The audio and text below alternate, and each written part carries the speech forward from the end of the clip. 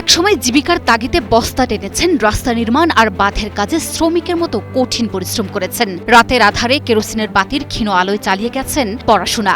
আজ তাকে ঘিরেই আবর্তিত হচ্ছে বিশ্ব রাজনীতি। সেই সংগ্রামী যুবকই আজ বিশ্বের অন্যতম ক্ষমতাধর নেতা, চীনের প্রেসিডেন্ট শি জিনপিং।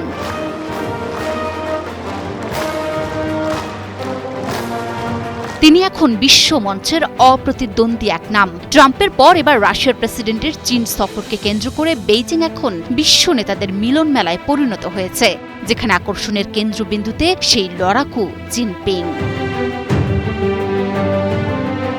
এই মুহূর্তে বিশ্ব রাজনীতির একক কেন্দ্রবিন্দুতে পরিণত হয়েছে বেইজিং। একের পর এক বিশ্ব নেতার পদচারণায় মুখরিত চীনের রাজধানী। মার্কিন প্রেসিডেন্ট ডোনাল্ড ট্রাম্পের হাই প্রোফাইল চীন সফর শেষ হতে না হতেই বেইজিং সফরে রুশ প্রেসিডেন্ট ভ্লাদিমির পুতিন। ক্রমশ ভেঙে পড়া আন্তর্জাতিক ব্যবস্থার মাঝে চীন আজ নিজেকে এক অপরিহার্য মধ্যস্থতাকারী হিসেবে প্রতিষ্ঠিত করেছে। কিন্তু বিশ্ব কাঁপানো এই পরাশক্তির নেপথ্যে যিনি রয়েছেন, সে প্রেসিডেন্ট শি জিনপিং এর আজকের এই অবস্থান কোনো রূপকথা ছিল না। এক সময়ের অন্ধকার গুহা থেকে আজকের গ্রেট হলে বিশ্ব নেতাদের নেতৃত্ব দেওয়ার এই গল্প চরম ত্যাগ আর টিকে থাকার এক অবিশ্বাস্য গল্প।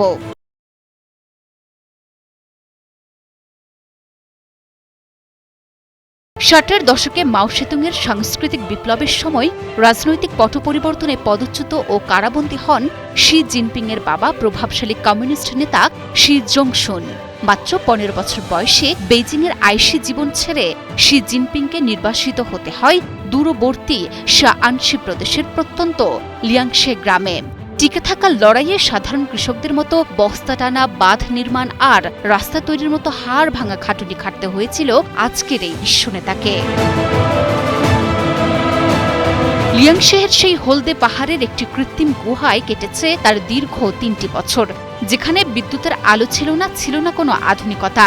রাতের বেলা কেরোসিনের বাতি কিংবা তেলের প্রদীপের আবছা আলোতেই নিজেকে আলোকিত করেছিলেন তিনি। চালিয়ে গেছেন নিয়মিত পড়াশোনা ও বই পড়ার অভ্যাস।